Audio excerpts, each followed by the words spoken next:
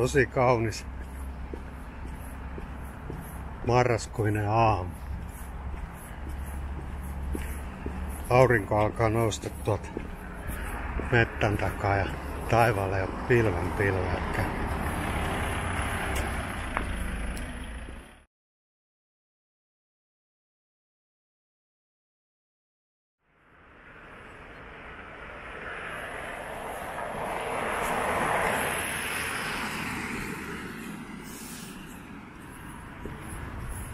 Mä tulin jo aikoja sitten elämässäni sellaisen tilanteeseen, että mä en enää jaksa esittää mitään enkä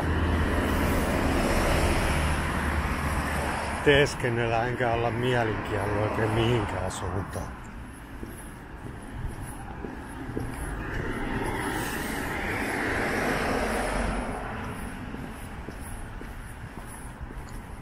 Kun ei ole oikein mitään voitettavaa sen enempää kuin hävittävääkään.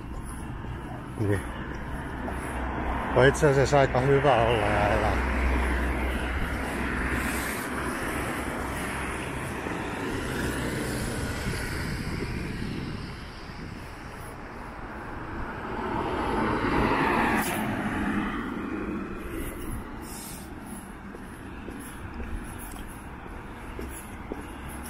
Kauniin näköistä.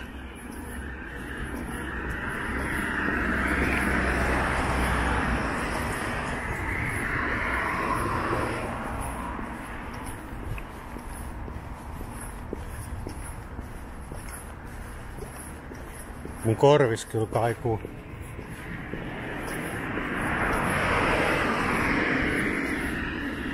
vieläkin jonain semmosena kaukaisena kumunavena välille.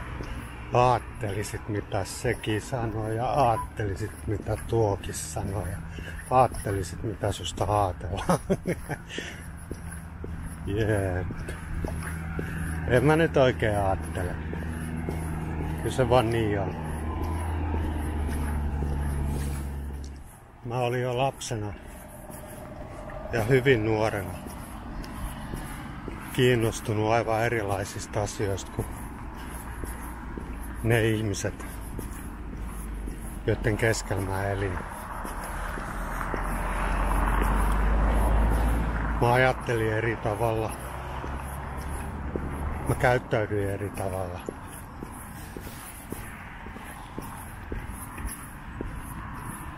Vähän myöhemmin myös pukeuduin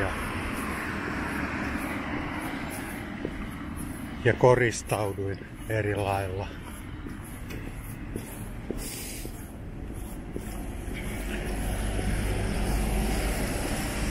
Lause, jota mä varmaan kuulin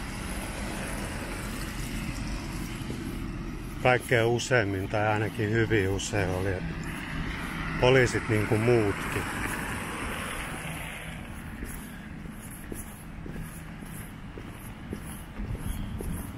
Ja se, että ihmiset oli niin kuin muutkin, oli ylin ihmisenä olemisen ja käyttäytymisen muoto, joka tunnettiin.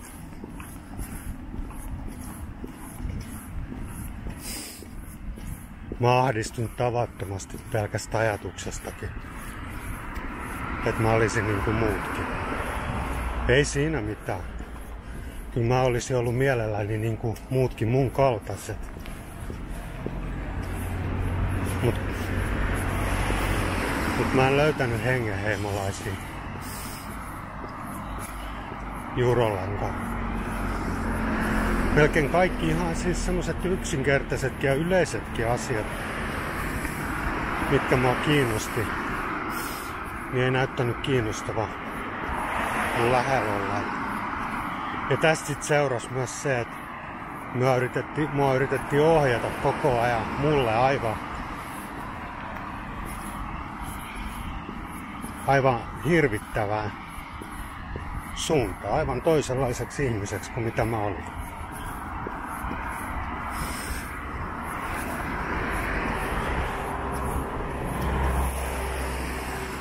Sitten seuraa monenlaisia sielullisia vammoja, jos ihmistä yritetään pakottaa johonkin. Tai saati, jos se on vallitseva käytäntö. Arjen keskeinen substanssi.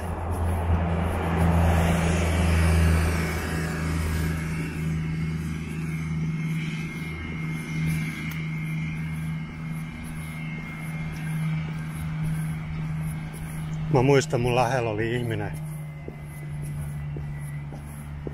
joka useat kerrat väitti, että sit kun mä olen vanha, niin mä ymmärrän ja olen hänen kanssaan samaa mieltä. Ja ymmärrän, millaista valtavaa viisautta hän on jakanut mulle. No mä alan ole aika vanha, mä oon kuitenkin 53, enkä mä usko, että mun persoonas esimerkiksi tulevan 10-20 vuoden aika enää tapahtuu niin suuria muutoksia, niin mä voin kyllä aika puhtaalla sydämellä sanoa, että mä oon edelleen eri mieltä lähes kaikesta, mitä hän sanoi, ajatteli, puhui. Hänen tavastaan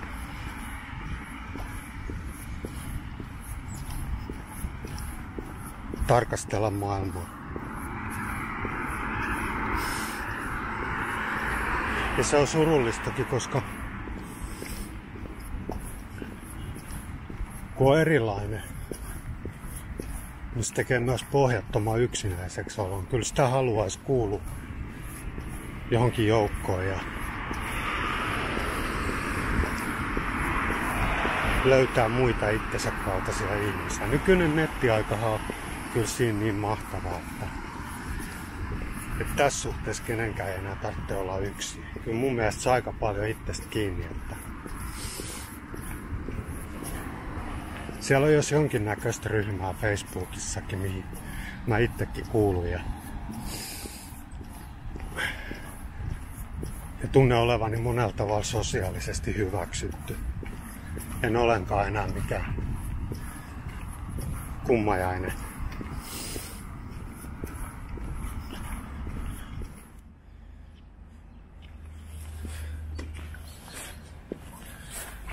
Tällainen, että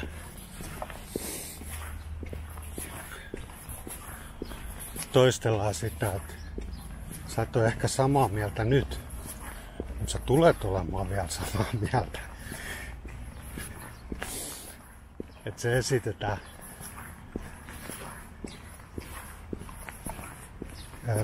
järkähtämättömänä faktana.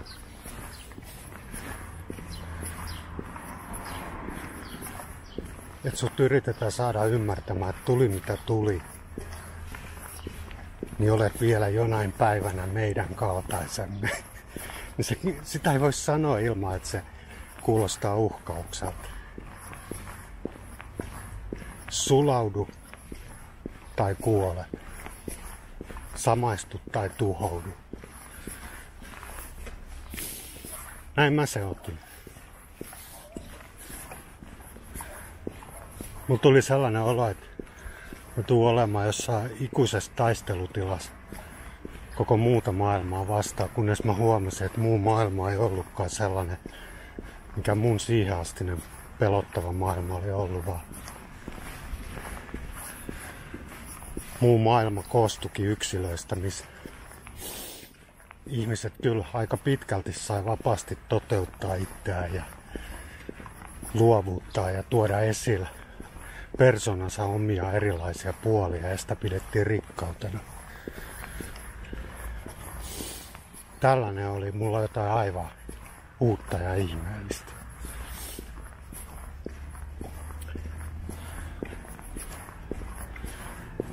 Fantastista suorastaan.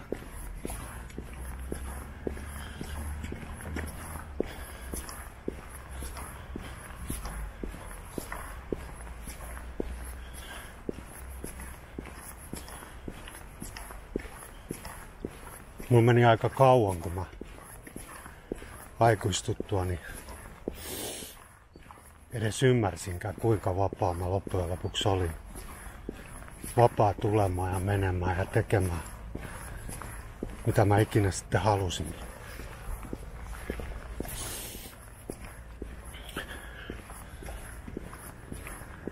Mut kyllä sen vapauden hintakin oli kova monessa mielessä.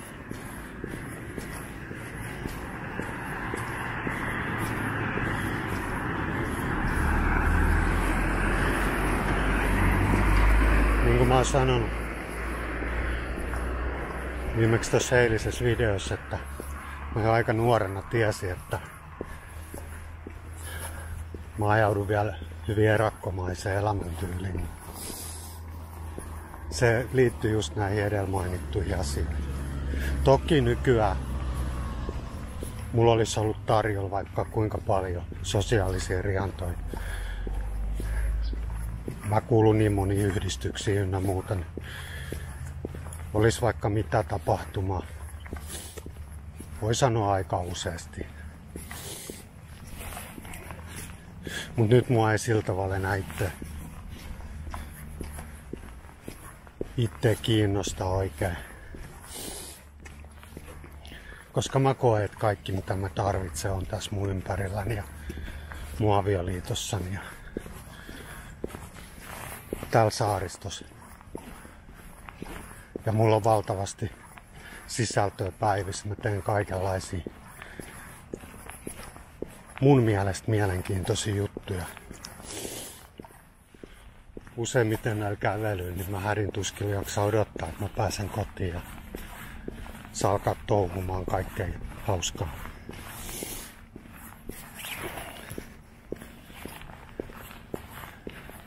Se on eläkkeellä olemisen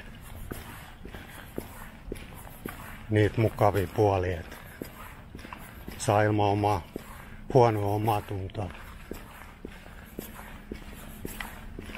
toteuttaa itseään ihan kaikilla niillä tavoilla, kun mieleen pälkähtää. Tuntuu välillä kurjalta katsoa, kun vaimo menee joka aamu töihin. Ja joutuu painamaan sikseen raskasta työtä kuitenkin. On tossa aina oma vastuus, kun lasten kanssa töitä tekee päiväkodissa.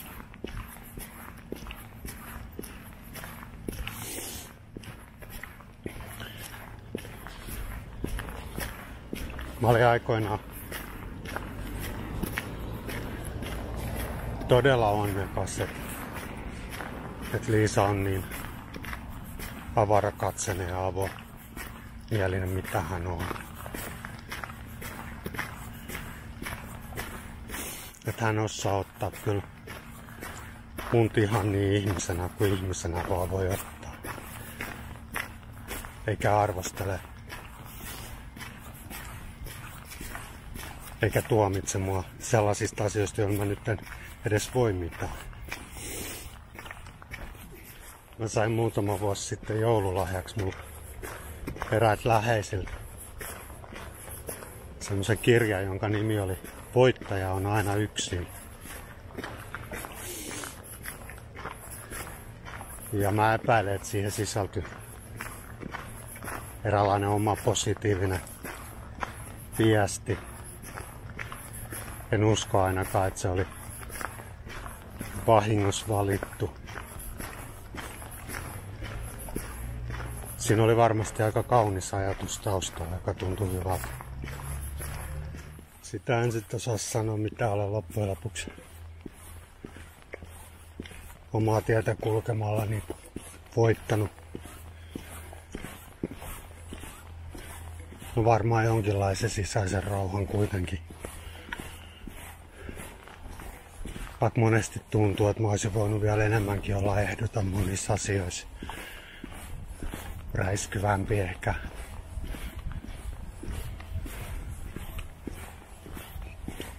Tuoda joitakin asioita vieläkin nuorempana tai suorempaa esille.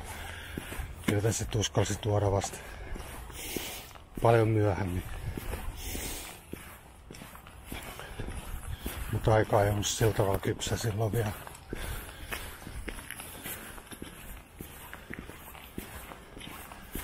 Mä ylipäätään aikuistun tosi vanhana.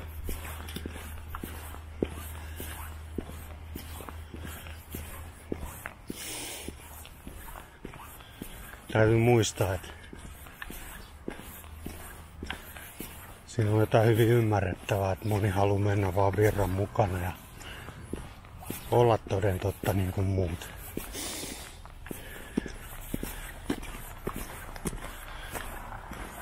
Siitä hyötyy monellakin tavalla. Saa paikan sosiaalisissa verkostoissa. Jos suhun luotetaan aika helposti, koska tiedetään, että sä vuoden varmasti teet kaiken samanlainen niin kuin toisetkin ja etkä lähde sooloilemaan, etkä esitä mitään häiritseviä omia mielipiteitä, vaan ainoastaan niitä, jotka on valmiiksi pureskeltu ja yleisesti hyväksytty.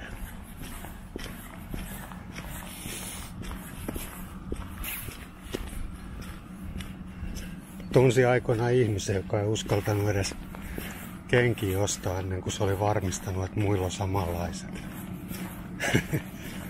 Ja se kysyi vielä, mistä niitä saa. Siis tismalleen samanlaisia. Ei riittänyt, että ne piti olla samanlaiset, ne piti olla samasta paikasta ostettu ja samaa hintaa.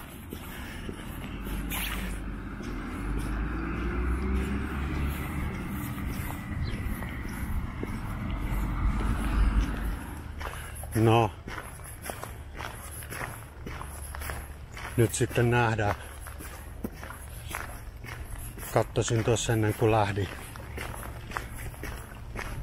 täällä aamukävelyllä, että Trump ja Bidenin taistosta tulee hyvinkin tasaväkinen ainakin. Siinä kohtaa näytti siltä.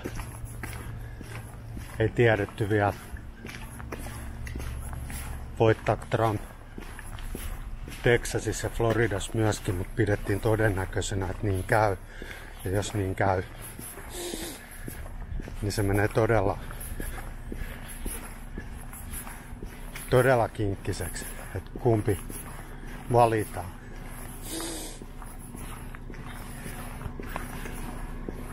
Ei ole mitenkään mahdotonta alkuunkaan, etteikö Trump voittaisi. Ja tää voi olla yllätys monelle, jotka on seurannut vaan tiettyjä suomalaisia uutiskanavia. Itse toivon Bidenin voittoa. Mutta se nyt ei toivomalla sitten suuntaan eikä toiseen muutu. Jännä kyllä nähdä, siinä sanottiin jopa, että voi mennä viikkoja ennen kuin se lopullinen tulos varmistuu. Mutta kaipa se nyt jotakuinkin kuitenkin tänään tai huomenna tiedetään. Kumpi noin alustavasti katsoo ainakin enemmän niitä ääniä sai.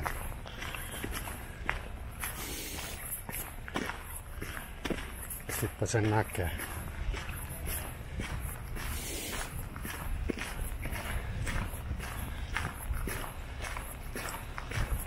Asioita varmaan katsoisi eri tavalla, jos asui sitten Amerikassa.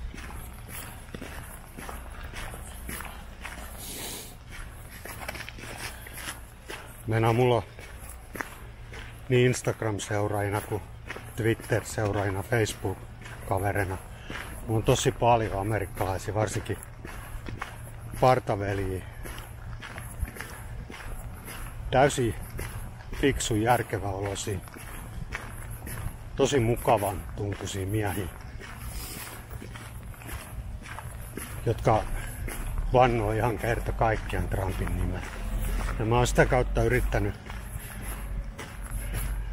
jollain lailla ymmärtää, että mikä on se, mikä niiden paikallisten mielestä on Trumpissa ykkösenä vetoava asia. En mä tiedä, onko se sitten se, en ole perinteinen poliitikko juttu vai mikä ihme. Onko Trump kyennyt luomaan jonkun illuusio siitä, että hän on rehellisempi ja puhuu totta. Tähän nyt on monen kertaan nähty, että todellisuudessa mies puhuu monesti ihan mitä sattuu. Mut Mutta mä oon oppinut hyväksyä sen, että joku ihan tämmönen perustavanlaatuinen eri näkövinkkeli niillä ihmisillä siellä on, kuin mitä meillä vaikka täällä Euroopassa.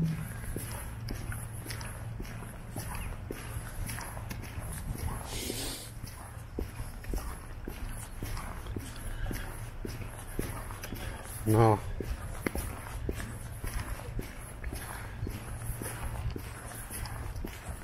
Mennäkseni vielä toiseen voittaja-arvailuun, joka vedonlyönnistä johtuvista syistä mun sydäntä lähellä on tässä nyt ollut viime viikot ja kuukaudet, niin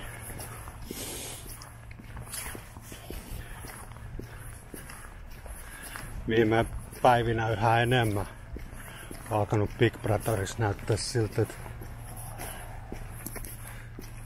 Joel on todella vahvoilla ja siinä Marko ja Timon lisäksi. Ja mä en enää ihmettelis, vaikka siihen kiilaisi vielä Olli-Pekkakin taistoon mukaan. Sen verran vekkuli mies on kyseessä.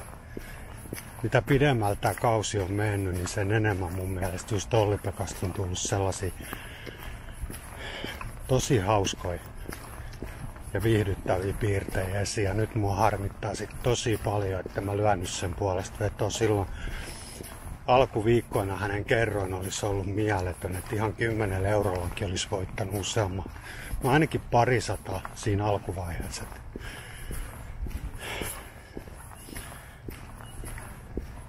Näitähän ei voi ikinä tietää. Ja vieläkin tätä kautta on jäljellä, vieläkin voi tulla muutoksia. Mutta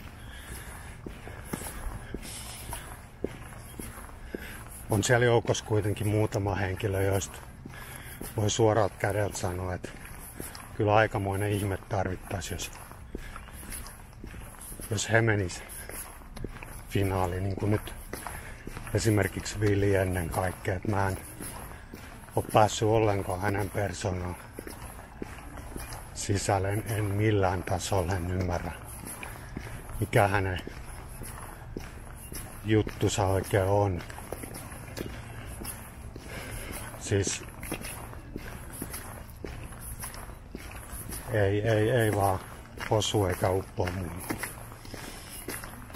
Enkä näe kyllä mitään viihdearvoa hänessä, jos hän nyt kännipäissään muutamia totuuksia laukookin, niin sitä ei voi mun mielestä pitää minä ohjelma sisältönäkään. Se on vaan tylsää.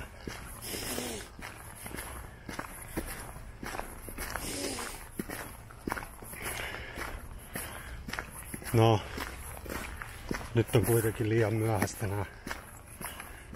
Tosiaan Joeli laittaa rahaa. Mä katsosin tuossa Unipetillä, niin se on jo 2,5 enää se kerroin. Että se olisi pitänyt ymmärtää kiinni laittaa silloin alkukaudesta. Mut kuka sellaista olisi arvonnut?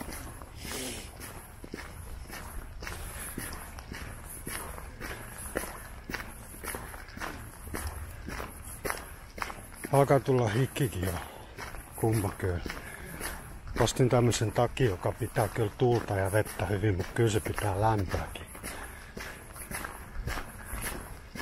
Välillä tuntuu edelleen, vaikka marraskuu, että pelkällä teepaidan pärjäisi täällä alle. Mä ihan turha laitana pitkähiasen myös. Mut joo, mä alan nyt lopettelemaan tässä ja toivottelen taas mukavaa päivää teille kaikille. Moi moi!